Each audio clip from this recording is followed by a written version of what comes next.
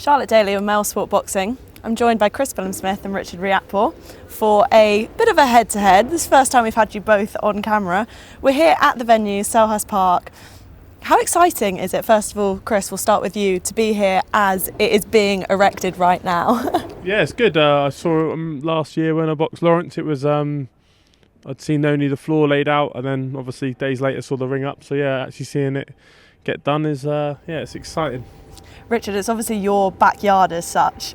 How does it feel for you to be here, taking it all in for Saturday? Yeah, it feels amazing. Just seeing it built from the foundation.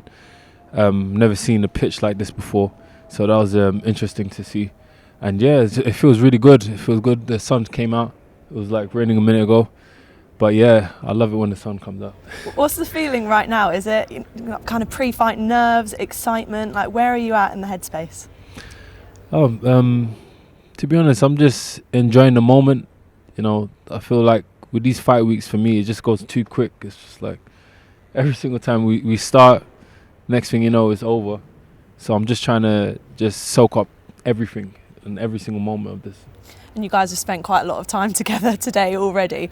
What is the first thing that kind of comes to your mind when you see Richard in these sort of environments? Nothing really. Just an opponent, challenger. It's just it's the job, isn't it? So it's you've got to face another man in this industry, and Richard's that man. Richard, what about for you, being up close and personal now on Fight Week? I guess Fight Week is when you start to get that energy and that kind of grit about you. How do you feel when you see Chris? Yeah, to be fair, I feel like it's just my dancing partner. We need each other, you know, to make these events happen. So I'm pretty grateful, you know, that he's here, and just making history with him, isn't it? I guess. You said about dancing partner there, you guys have done this before. This will be the second time you've fought each other. What have you taken from that last fight with Richard? I mean, at the time I took a lot of experience from it. It was, for me, it was the first 50-50 fight, against another domestic challenger at the same level. So huge amount of experience, had plenty of them now.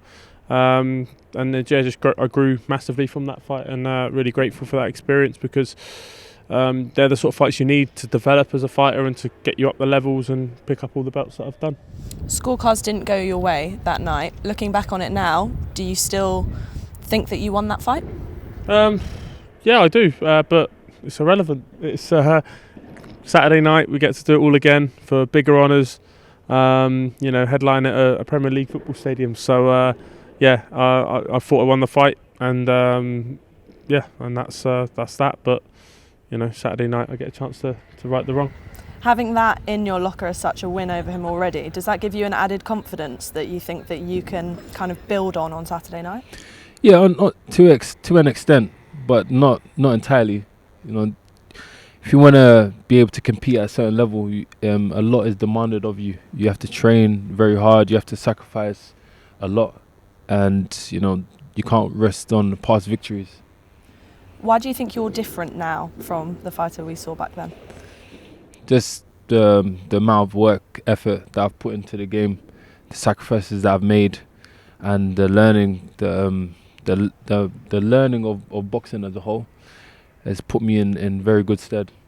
What do you see that's different about Chris?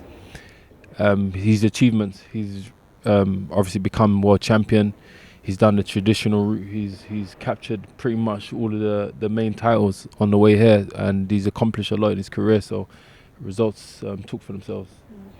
We've seen that Richard has said before that he thinks that you have deteriorated over time. You've been in some tough fights. Do you think they've taken a toll on you? No, they've. You need those tough fights to get to this level.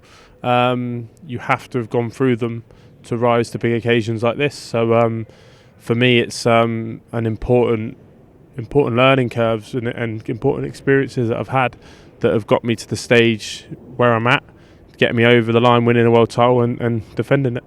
When you talk about him deteriorating, in what sense? What have you seen? Like, what fight is it that you potentially look at and go, he's really taken some in that? I wouldn't say it's a particular fight, but boxing is wear and tear on the body. The longer you do this for, the more it takes out of you physically. People say all the time, you know, certain fighters, they have certain type of fights, and something from them just gets taken away, gets left in the ring on the night. And not just that, but also in sparring. That's where most of the damage is done, in my opinion. And I feel like everybody deteriorates, but some more than others, or some faster than others. It's just a natural course of things of life, and all things come to an end. That's just how life goes. So it's it happens to all of us. It happens to all of us, and I've just seen certain things in CBS. That's all. In your opinion, then, do you think the fight on Saturday night, you'll take what's left of him? Well, yeah, of course, we're gonna have to do that anyway. But yeah, it's I just got I got my plan and what I need to do, and I got my attributes on what I need to focus on, and that's how I plan to do what I need to do. Richard's known for his knockout power and that strength. What have you made of his previous knockouts and the opponents that he's done them against? Yeah, I mean he's stopped a few people. I don't think there's many. There's not loads of one-punch knockouts in there. Most of the time he hurts them, and then the ref jumps in after the next little flurry. But yeah, that's he obviously carries power, but we know that with cruiserweights, and yeah, he's a big punching cruiserweight. And I've been in with them before, so yeah. Yeah, what was your experience of the power? Because I know you said before that you didn't feel the shots when you were in the ring with him. Is that because of his power didn't live up to what you were expecting, or is that? No, I just to be honest, the first time I properly watched the fight back of mine as a pro and thought, I got hit clean there, and it gave me a lot of faith in my ability to take a shot.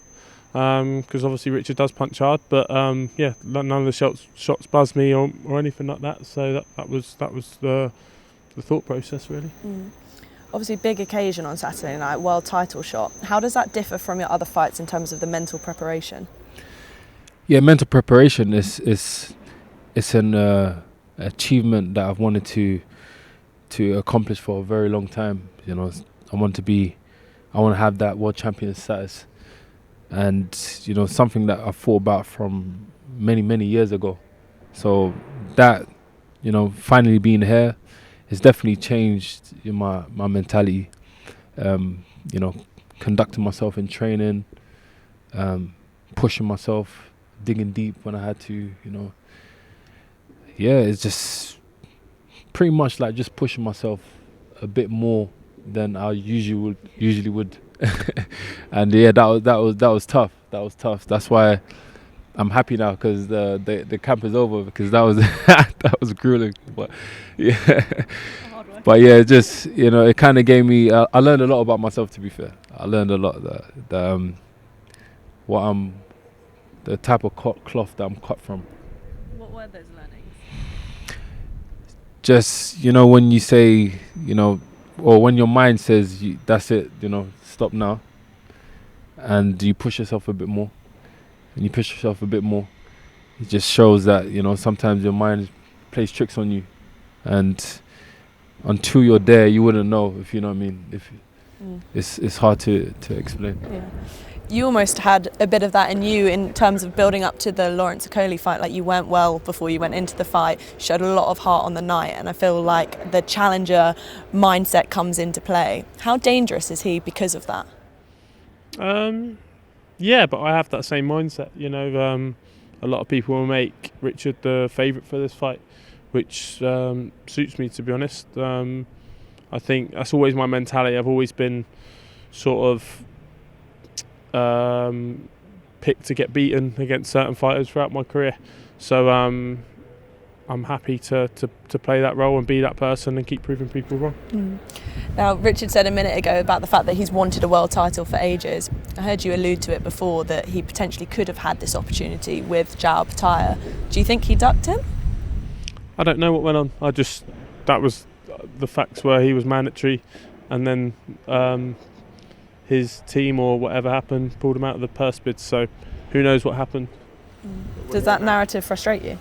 No, not really, because I know the truth, and the truth is the truth. So even if I only know the truth, and that's cool. I'm secure in myself because I know who I am.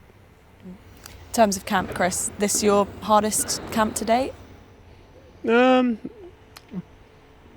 I think camps are harder. Like, the more experienced you are, they're easier to deal with and know what works for you. So hardest, I mean, hard working. Yeah, obviously, you're always progressing and getting to new levels. But when you sort of you reach that sort of world title fight, you just tweak a few things during camp. So they're easier to deal with because mentally you know what you're going to go through. You know the work you've got to put in. You know the feelings you're going to have at certain stages of camp and where the weight's at and all that, those sort of things. So when you've experienced it, I've done plenty of 12 rounders now. You know, it's my third world title camp. It's easier to deal with because you just know the process, and I just trust the process and always have done. You know, under Shane in the gym. So having that process of doing it all before, gives you great confidence, and it makes it easier to get through camp. Just know. You know how hard camp is and can be, so it makes the camp easier mentally. Whilst we're on the topic of camp, I heard you say something before about sparring a bear or something like that. What was that all about? Gorilla, that was it. But I can take on a bear as well. Yeah, I think I can. What but I happened think the bear, it would probably need to be 235 pound max. 35 pounds max, and I could smash up a grizzly bear, and it probably would need a muzzle as well. Because I'm not trying to get yeah, we'll probably have to cut its nails because I don't want to get mauled. But in a fair fight, I would win. Really I backing yourself. You have to back yourself. Yeah. One thing I'm sure you want to put to bed is a lot of people talking about the celebrity lifestyle you live and the fact that potentially you've been a bit distracted. You know who I'm talking about, the Madonna story. What happened there? What can I say? I just sat at a party and chilling with Madonna, but that's it. You know, we're just friends, and yeah, with the lifestyle, you know, to be fair, it's just one night, man. I don't. One night could be crazy, but yeah. Say less. Saturday night, I'm going to start with you, Richard. How does it go down, and what does a win mean for you in your career going forwards? Yeah, I believe I'm going to get the victory. I believe it's going to be an amazing night. I think it's going to be a good fight. And yeah, I'm going to get it by any means necessary. Chris, how's it happening? Yeah, can't wait for Saturday night. You know, we've got 12 rounds in there. For me, it's about doing what I do best, and I know that'll bring me out victorious.